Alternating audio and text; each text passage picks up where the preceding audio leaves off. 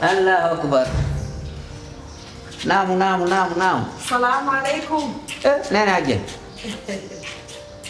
Nah, Abang hari nange. wallahi. Anjara ko to. Nga jang. Bismillah. Awa. Nala to. Jantu. Pak aja. Alhamdulillah ko be jang. Nga janga. Jam. Awa. Ke ngorne. Jantu. Ame goy. Ami yayi ka marché.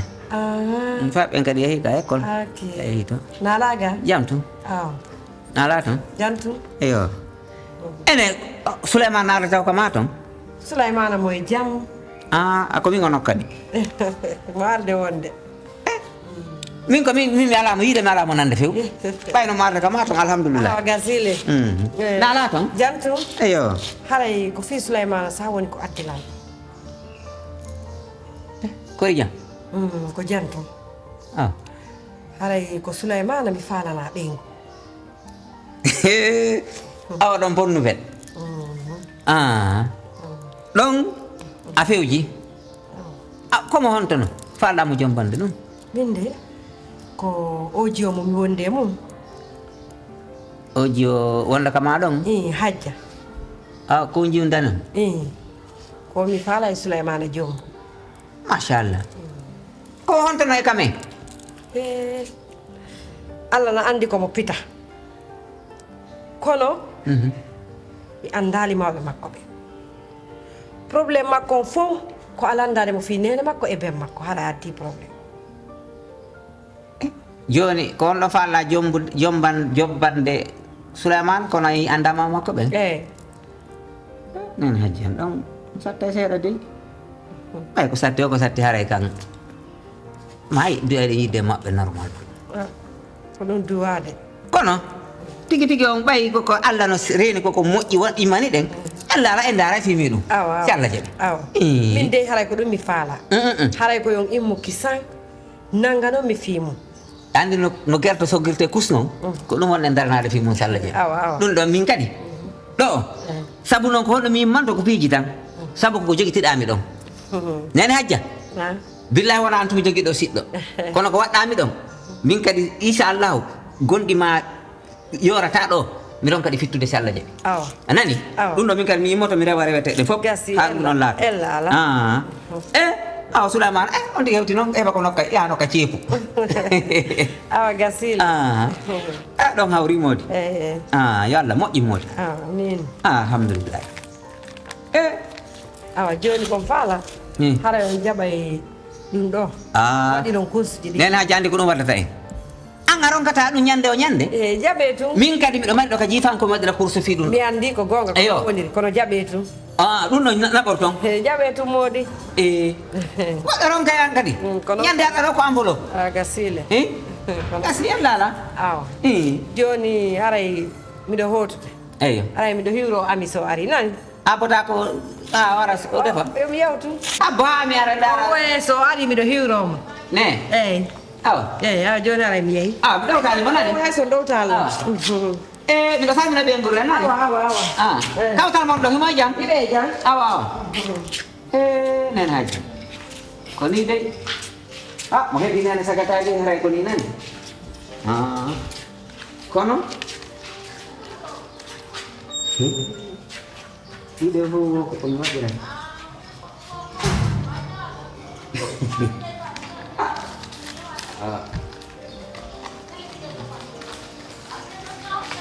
ɗo miɗo andi kono noon minɗo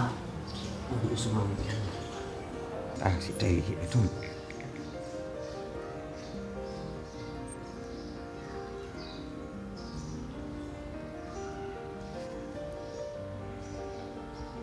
o kadi no ƴettata téléphone. Aleykum salam. Jam tum nala toon alhamdulillahi.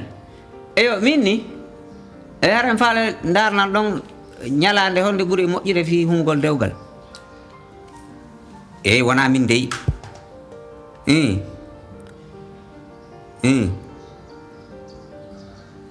Etenen on. Kalan sara. Merci. Ɓe naɓa coggu gorore ma nde a jarama. albarka boy no daki sang allo ala nene aja eyo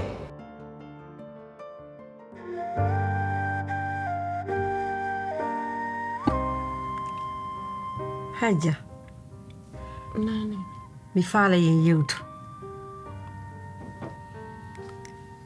ɗum ko fii hakkunde ma e Souleymane ɗan no woodi komi landinoma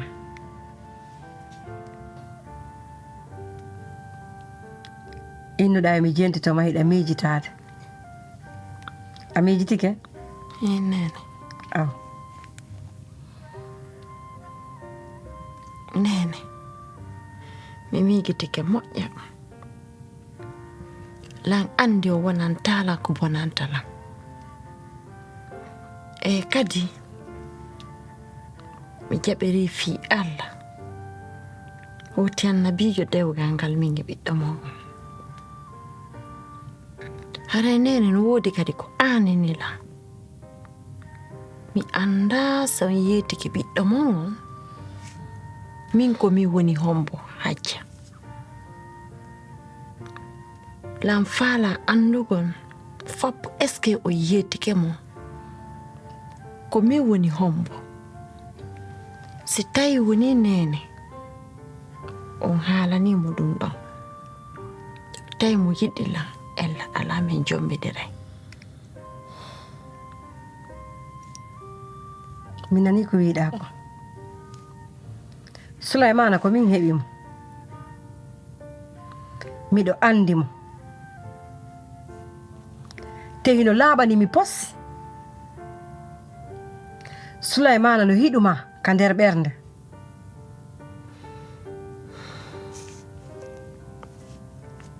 nene si tawi woni ɓiɗɗo mon on ko goonga hara mo yiɗila moƴƴa moƴƴa mi faala ka dow yon forsumo si tawi noon woni o yiɗala faala yon accu o ɗaɓɓira goɗɗo goo min kadi mi ɗaɓɓa goɗɗo goo haray ko ɗum mi ɓuri e faalede ɓay hunde laawake ni mi nani ko wiiɗa ko miɗo andi ko yange Karim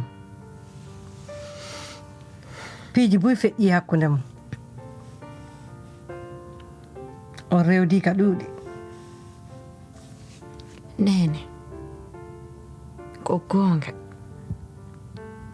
min e Karim piiji boy feƴƴi hakkunde amen kono no nene kono faamoton ko feƴƴi komi feƴƴi hay onon ɗo nene ko wonɗon ɗo hande o ɓiɗɗo mon hay fusmi ala jaɓirde ngal dewgal sina sabu moɗon hande so ilan jaɓude yo jomba na sabu makko o sabu mon onon nene ɓay mi faala ka wullinde o way mi jaɓata ɗum ɗo si tawi woni a hiɗa Souleymane mi forsatama hita waɗir sabu an ko dewgal ni mi hiɗa ñande goo jooɗoyoɗa wullirami nene min naali o mi yiɗa Souleymane on faamali ko woni hande ko ɗum faamoton ala gooto mo mi wulla ɓuri on onon nene ko onon mi wullata e mum ko onon mi wullitoto e muɗum mais nene lan andi noon sabu ko yiɗuɗon lan kon e ko wonɗon la waɗande ɗe jikke kon Allah dandu simin haɓi haray on accitirtalan ni haray miɗo mari ko hombo mi wullitoto e muɗum gasi a andata noon hiɗa mari ko wulla ha ñande jombaɗa natuɗa ka ko nden ñande andata ko mi yiɗuma ko ko nden ñande joɗotonoɓe wiya wondema na ɓiɗɗo an na ɓiɗɗo an nden ñande ɓe anday hi gonga na ɓiɗɗo an kono nden ñande ɓe anday ka wonanɗami ɗon ka ɓernde an ko hay ɓiɗɗo an wonanalanɗo gasi mi nodday Souleymana min fixa date mariage o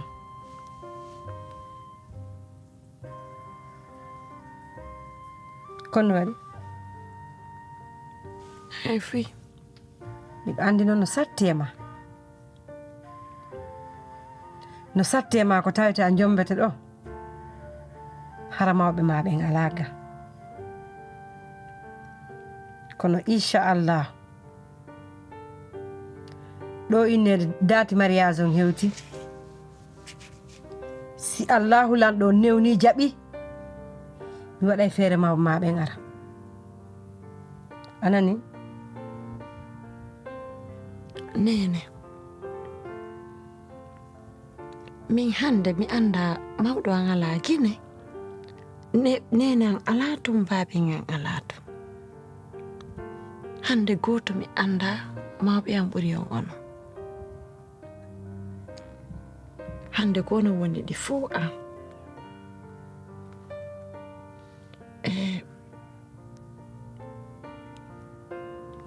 kono nene no woodi ko aaninimmi nene no satti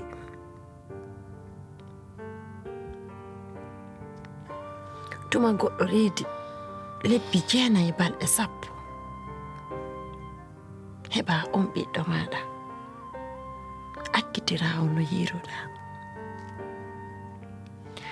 hande nene ko goonga mi anda nena mi anda baabe kan tigi kono ɗe balɗe ɗo ɓe artudeyam moƴƴa ngam miijaade fi maɓɓe wonde kono nene ko wela e noola hara miɗo andi nene an e baabe an ɓay en fo hiɗen andi ko goonga hay fuyi man ka nalanɗo kono nene hay sila wanno nene an jaara heɓunoɓe lamɓe goɗɗum sikkano ɓe akkitira e lanne ɓe yaafotono ɓe miigito giggol yurmede hakkunde nene e ɓiɗɗo kono na hay fusmi miɗo yiɗi ɓe han joni haysi mi andaɓe miɗo yiɗi ɓe kono nene yiɗugol kadi mo andara no satti fi enen mi haalnama hunde wotere anɗa sikka goɗɗo reeda e ɓiɗɗo lebbi 9 e balɗe o heɓa o ŋoñamo ina wawi wonde hara mamma ɓen ala moyen walla hara ɓe wuura kono mi andinte tun hunde wotere hande kala ka mawɓe ma ɓe woni ɓe wuuri woni ɓe wuura hino laaɓani mi posiɓe miijaade fiima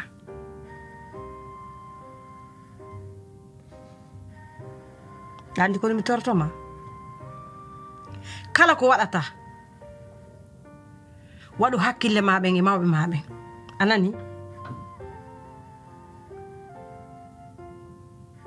anani komi wima kon yiɗaɓe giggol laaɓugol ka ɓernde ma anani ta fesu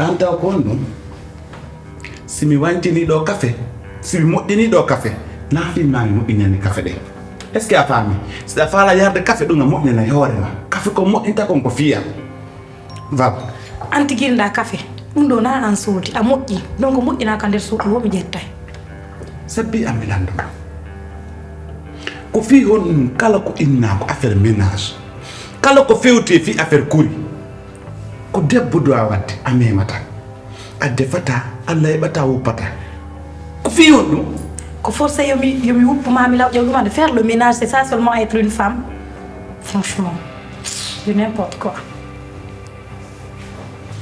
d'accord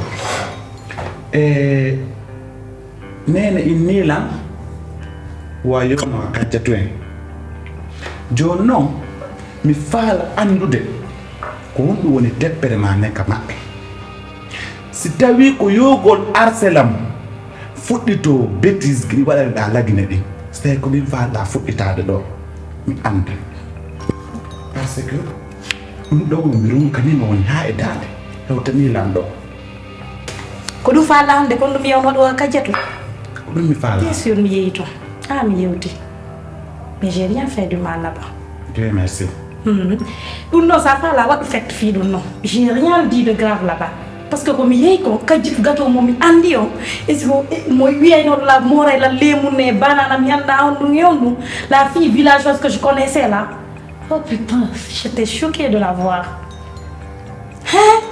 j'ai rien pu dire là-bas franchement parce que la manière dont je l'ai vue là ça me dépassait c'est comme si c'était même pas Kadiatou franchement mais t'inquiète ene yewno so acceke joni mi jeegidewoni fi allah ko wonde tuma famata mo beeno allah tagiri ɗum noon na kañum suuɓi waɗugol ɗo hoore mum ko allah watta ɗo woti ko wonde tuma famata ɗum par ce que an tigi a wowli ɗo Kadiatou mo yewɗa yiwɗa hande o emo andunoɗa innowo moorte lemunere banana a tawi o change joni aymi hakkille ma Kadiatouji mo hiwɗa o hande est ce que on no nande innowo moorte lemunere banana o nanda ayi golle anda ɗe donc ça veut dire a inni a yi waɗugomo ka place makko mais plutôt ko kanko wattuma ka place ma mais je n'ai rien dit de mal là-bas je te dis parce que joni o ɓuurima hein o ɓuurima hari ɗa faminkini c'est moi la princesse ɗa yi wattugol mo ka place makko o holluma kanko ko reine o holluma kanko ko reine mais attends est ce que a fami mais attends tu es au sérieux min Kadiatou ɓuralam franchement parler Kadiatou simo faala o finay ko honɗum tikite o finndamane bancare sagginaɗa ngewore yide elle va jamais m'arriver à la cheville jamais n'importe quoi Kadiatou min ɓuralan sabbi anda innata fini kal pinal ma ko honto naɓuma déjà hay so Kadiatou ɓurama pinal mais o ɓurima on no andi ko faala mo andi ko jokki an pinal ma ngal ko honto naɓuma sina joɗanagol men ka sulɗo jonna ordre Karim c'est pas ça sinene wooli mama ko ɗum woni pinal joni ko minen jeeɓe maɓɓen innorɓe maɓɓen ko minen heeɓi probléme saabu ngal pinama